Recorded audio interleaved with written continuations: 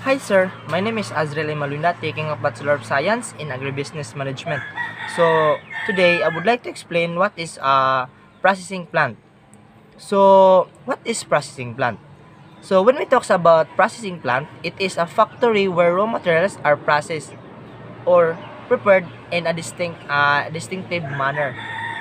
Particularly one where food is treated to preserve it. So in processing plant, the slaughter plant. So what is a slaughter plant? So a slaughter plant is a facility where animals are slaughtered, uh, and the first steps in the meat packaging process take place. Animals used for food and various regions of chicken, cattle, turkeys, goats, sheep, and horses. So slaughterhouse, also called abattoir, is a facility where animals.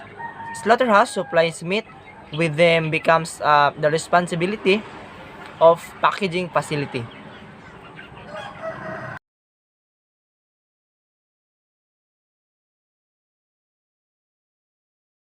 So there are three types of slaughter plant.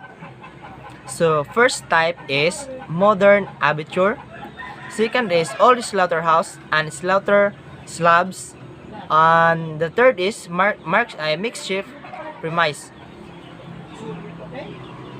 So when we talk about modern abattoir, it is represent the most progressive and the ideal and conventional abattoir design. Equipment of service, um, often built and controlled by central government, with for technical assistance and management. These abattoirs are operated on the industrial lines with a wide range of service, uh, featuring cold storage, processing, byproduct utilizations, and with cycle and recycles activities. So when we talk about and the old slaughterhouse and slaughter slabs, it is talks about the handled the bulk of public slaughters. So this premise merely make facilities available for use by license, vouchers, and traders. For the slaughter of livestock at stipulated fees and in accordance with public health and inspections, market, and regulations. So what and the third is makeshift premise. So when we talk about makeshift premise, it includes all kinds of place such as converted buildings or rooms, shade, and trees, as well as open bird grounds that a voucher or a community may found convenient for the operations. So in a makeshift slaughter's premise are characteristic of village and rural locations. Occasionally, however, they may occur in the suburbs or on the fringes of larger towns. So in the latter, they are sometimes considered to have links in illegal livestock trading and the slaughter of sick and diseased animals. So, layout of a slaughterhouse. So when we talk about the layout of a slaughterhouse, the premise must be fenced to keep out undesirable individuals and to prevent animals from entering the yard. Outside, the fence or kraal with roofing must be provided. But within the yard and close to the killing floor, alarades would be necessary. So alarades are enclosed of uh, or raw feed species for resting animals prior to slaughter. So while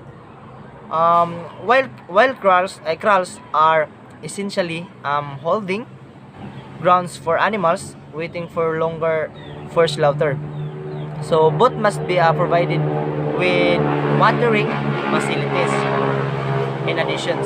So the kraals should have feeding through for cats, herbids, or else the animal should have ready access targeting in the neighborhood. So the layout of slaughterhouse also is auxiliary service and functions such as livestock marketing. So hide drying and manure accumulation of collection must be located at some distance from the plant from the plant. So in other words, no activity should take place and immediate environs of premise other than the resting of animals. And if an unavoidable crawling, so slaughtering in the yard in rural slaughter slabs during peak seasons must be similarly be discouraged as all such as activity. So predispose meat to contaminations.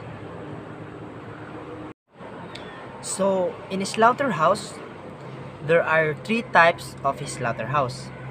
First is single A slaughterhouse, second is double A slaughterhouse, and the third is triple A slaughterhouses.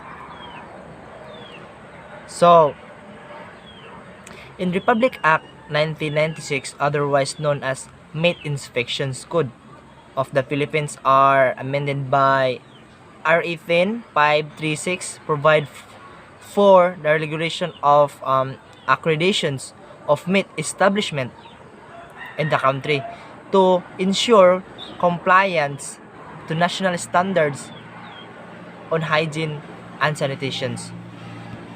So in single A slaughterhouse is these are the facilities. This is the facilities and procedure of minimum advocacy the livestock and fowls slaughtered therein are suitable for distributions sale only within the city of or municipality where slaughterhouse is located. So and classifications of single slaughterhouse means meat from the slaughter can be transported within the city only. So when we talk about the slaughterhouse single A, it is only to transport in the city or municipality. So the second is double A. So double A slaughterhouses is these facilities and operational procedures sufficiently adequate that the livestock and fowls slaughtered therein are suitable for sale in any market, domestic or international. So when we talk about double A, it is international. So it is policy creditable by NMIS to engage the slaughtering of hogs and cattle for domestic trade. And then when we talk about number 3 is triple A. So when we talk about triple A slaughterhouses, these facilities or operational procedures of appropriate to slaughter livestock and fowls for sale in any market. So in any market shop pwede siya pwede siya ma-market. So domestic or international. So in triple A slaughterhouse, so it's it is transported in international. So AAA slaughtered are equipped with required facilities including meat laboratory and cold storage facilities that are compliant with the international standard. So their meat products could be sold and exported to other countries. So in AAA is um, it include it enter the world, so international, in the Philippines. So has no incidents of animal disease that are considered untrade barrier. So that is Tripoli slaughterhouse. So in a slaughterhouse there are facilities, equipments and tools that use and during slaughter. So water and drainage is very important. So in a public slaughter, premise must be have a dependable source of clean water, or what is normally referred to as potable water, preferably pipe borne to maintain hygienic and sanitary service in the plant. So the water must be well distributed in the terms of point locations inside the premise, and must be hot if possible for hygienic washing of product and facilities. So in the absence of pipe-borne water, surface or underground water from rivers and wells can be used, must be pre-treated. So it would be useful, however, to install a reservoir or tank and the premise as a security against shortage and breakdown of pumps. So side by side with water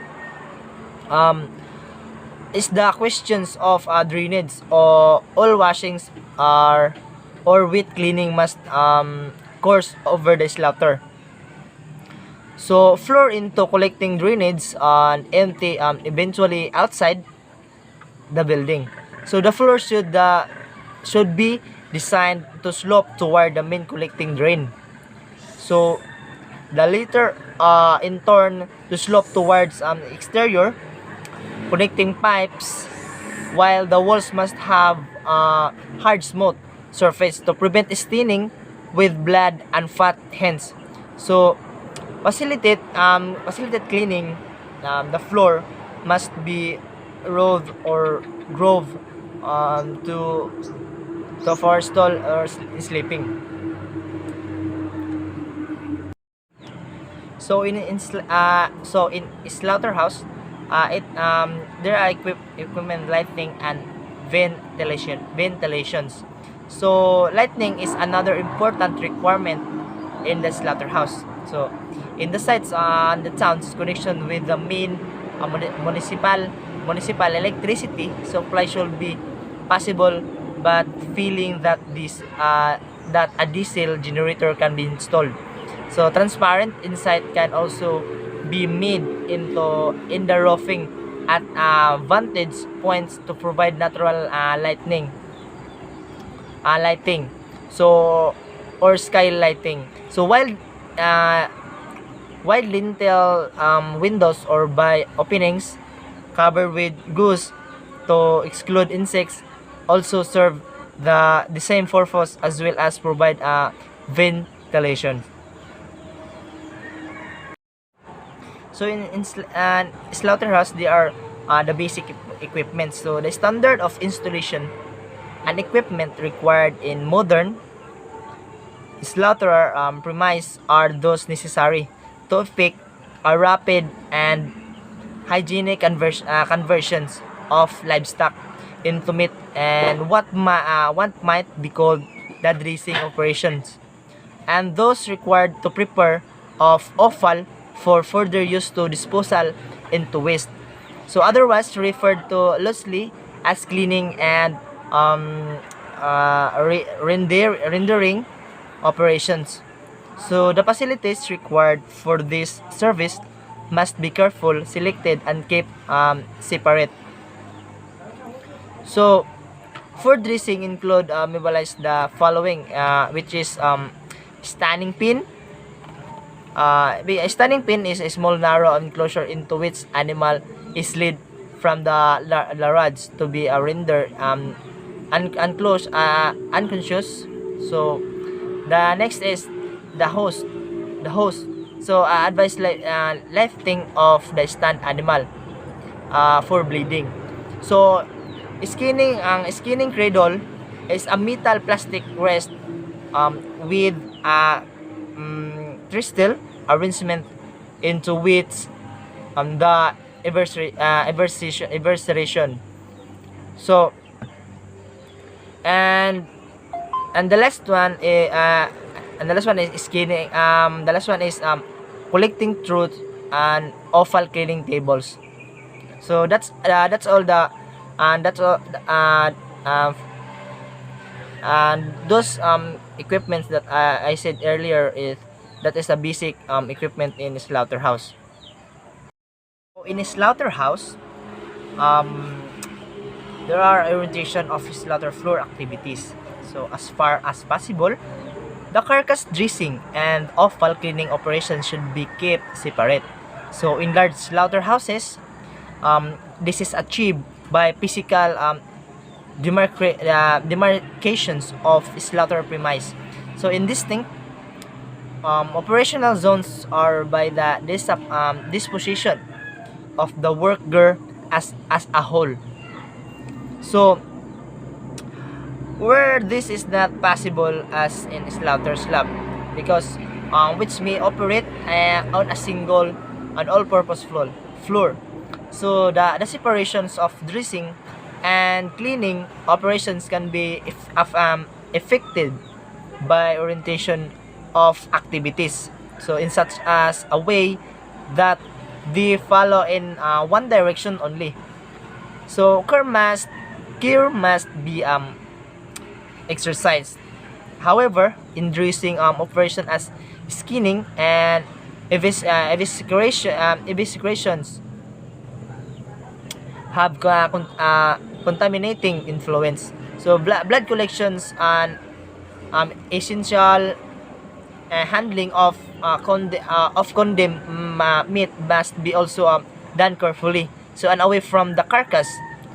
Um, the practice of slaughtering animals in any available species with the premise is negative to this concept and should be discouraged.